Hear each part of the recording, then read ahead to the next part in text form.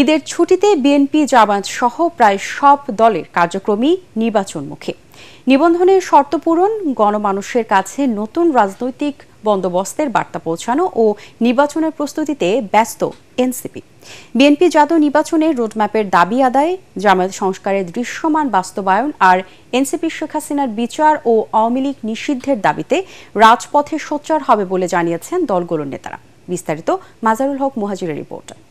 65% পর্যন্ত বিদ্যুৎ সাশ্রয়ী হাইসেন্স এসি, যার ফাস্ট কুলিং মোড দ্রুত ঘর ঠান্ডা করে।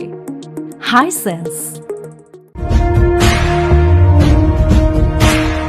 গণ আন্দোলনে স্বৈরশাসক শেখ হাসিনার 16 বছরের দুঃশাসনের পতনের পর এবার ঈদ উদযাপিত হল নতুন এক রাজনৈতিক বাস্তবতায়। তৃণমূল থেকে কেন্দ্র, বিএনপি ও জামাতের নেতাকর্মীদের পাশাপাশি ছাত্রদের নতুন দল জাতীয় নাগরিক পার্টির নেতারাও চষে বেড়াচ্ছেন নিজ নিজ এলাকা, যাচ্ছেন গণমানুষের দুয়ারে।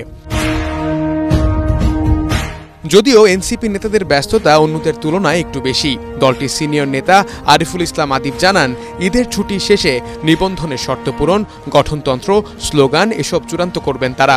আমরা তো মনে করি অবশ্যই আগে আওয়ামী লীগের গণহত্যার দায়, আওয়ামী লীগের বিচার এবং দল হিসেবে তাদের রাজনৈতিক এবং সাংগঠনিক কার্যক্রম নিষিদ্ধ করতে হবে এবং একই পাশাপাশি যে ন্যূনতম যে সংস্কার প্রস্তাবনাগুলো আছে, বিশেষ করে নির্বাচন, বিচার বিভাগ, সংবিধান এবং অন্যান্য যে বিষয়গুলো দুর্নীতি দমন থেকে, সেই সংস্কারগুলোর সুস্পষ্ট কিছু রূপরেখা দেখতে হবে। আপাতত আমরা দল শক্তিশালী করার দিকে মনোযোগ এবং এককভাবে নির্বাচন করার দিকে মনোযোগ। জুলাই অভ্যুত্থানের আগ পর্যন্ত রাষ্ট্রীয় দমনপীড়নে কোণঠাসা জামাতের নেতাকর্মীরাও এখন উজ্জীবিত। সিনিয়র নেতা মতিউর রহমান আকন্দ জানান, ইসলামিক দলগুলোকে নিয়েই আগামী নির্বাচনে নিজেদের শক্তির জানান দিতে চান তারা। জামাত ইসলামী তো নির্বাচনমুখী দল, সংস্কার দ্রুত সময়ের মধ্যে হয়ে যাবে। অলরেডি সংস্কারের জন্য যে কমিশন, তারা তাদের প্রস্তাবনা রেডি করেছেন, আমরা মত দিয়েছি। এখন ঐক্যমত্যের জন্য যে কমিশন করা হয়েছে, সেই কমিশনের সাথে সকল রাজনৈতিক দলের আলাপ হবে। সে আলাপটা খুব বেশি সময় হওয়ার কথা নয়, কাজে অল্প সময়ের মধ্যেই সংস্কার সম্পন্ন করা সম্ভব। এরপরে নির্বাচনের দিকে দেশ অগ্রসর হতে পারে। দেশের সবচেয়ে বড় রাজনৈতিক দল বিএনপি জাতীয় নির্বাচনের সুস্পষ্ট ঘোষণার জন্য সরকারের উপর চাপ বাড়াবে বলে আভাস দিলেন দলটির সিনিয়র নেতারা।